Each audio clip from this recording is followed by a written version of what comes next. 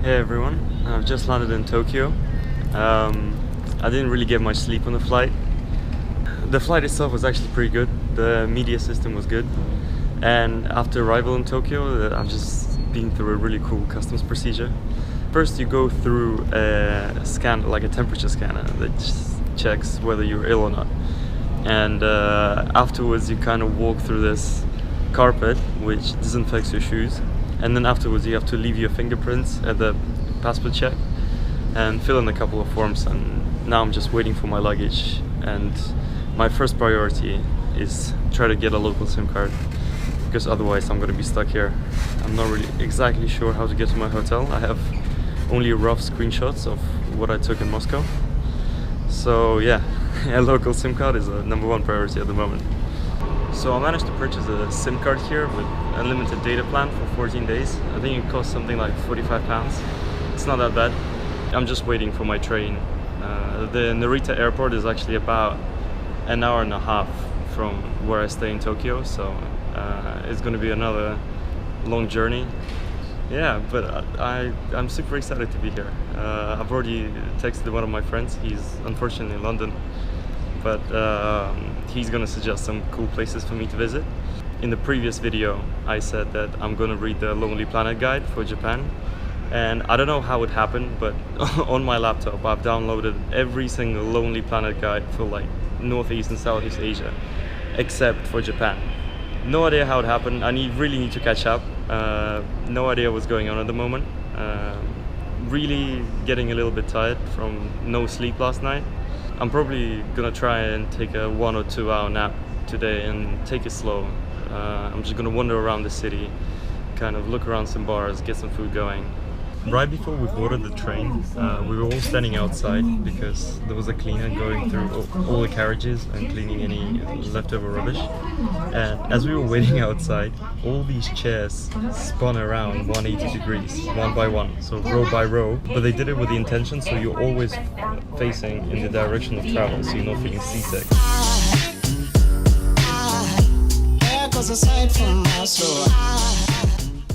So I've done my dream. I've checked into the pod hotel, which I wanted to do in Tokyo. I got a locker. Here's what it looks like. I've got all my stuff there. And got some bathing kit, got some slippers, toothpaste, toothbrush, got some pajamas. That all is gonna get closed. Check if it's solid. And then let me show you where exactly I'm gonna sleep. This is the pod hotel.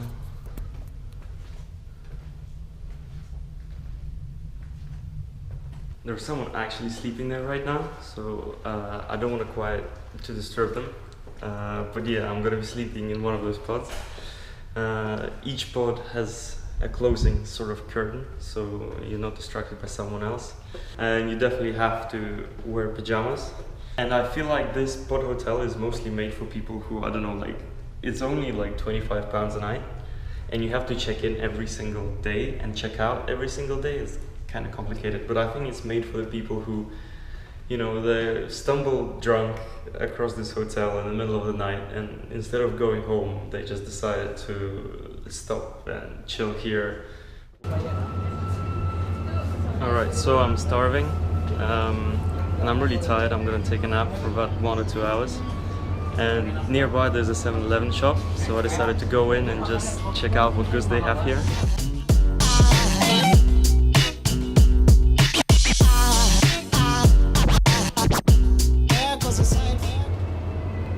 Definitely the selection here is ridiculous. I mean, none of these foods I know. Most of them are in Japanese and they have kind of like a weird English translation about what they actually are. I don't think the egg sandwich is going to be enough. I need to get some water.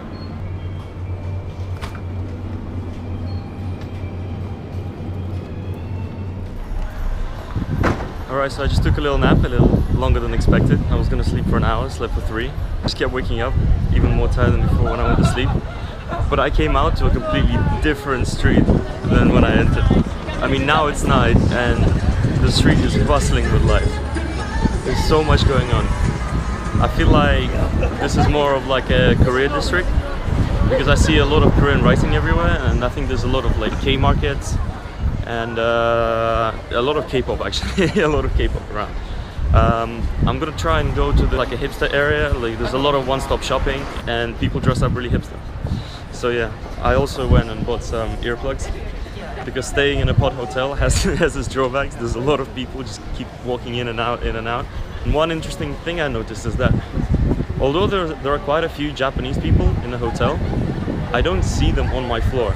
So I'm having a guess because there are 2 floors and I live on floor 4 and I only see white guys there. Whilst a lot of the Japanese people I see go to the 3rd floor.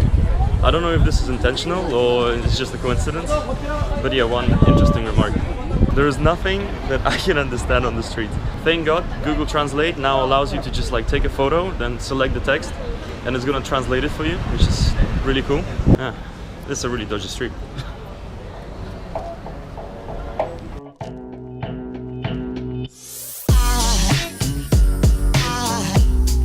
Aside from my soul.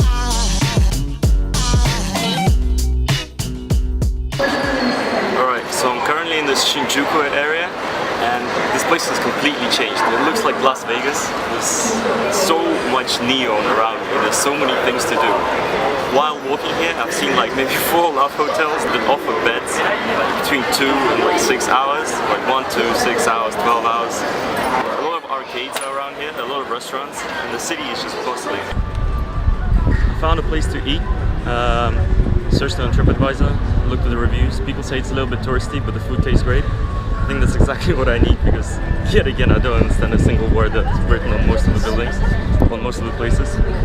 English here is extremely limited. I'm actually surprised by the amount of people that are walking the streets at the moment. It's around about 10:30, and I have never ever seen so many people out on the streets at this point of time. And I don't even know where they're going.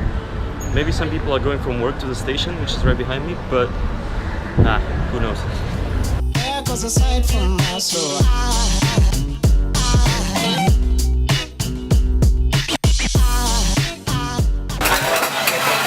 Alright, so I'm currently in a Okonomiyaki restaurant.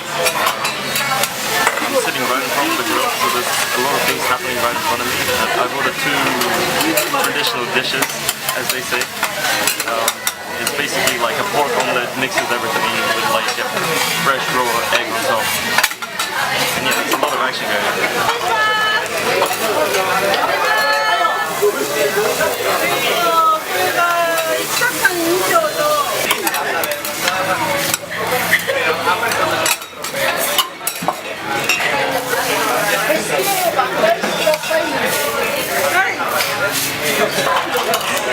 Here's the dish that I got.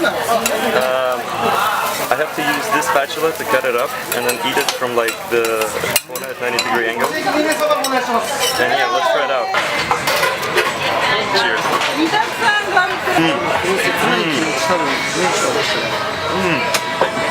Do you like it? Amazing. Really good. Really good. Thank you. This is like an omelette with some bacon.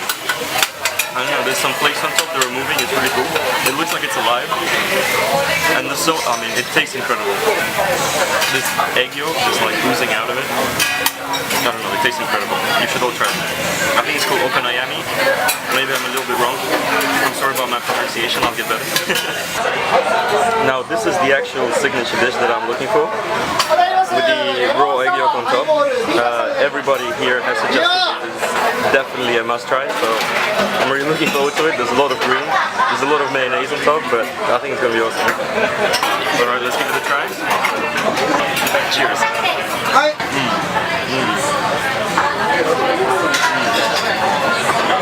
The texture of this thing is incredible. I'm going to go in for another bite.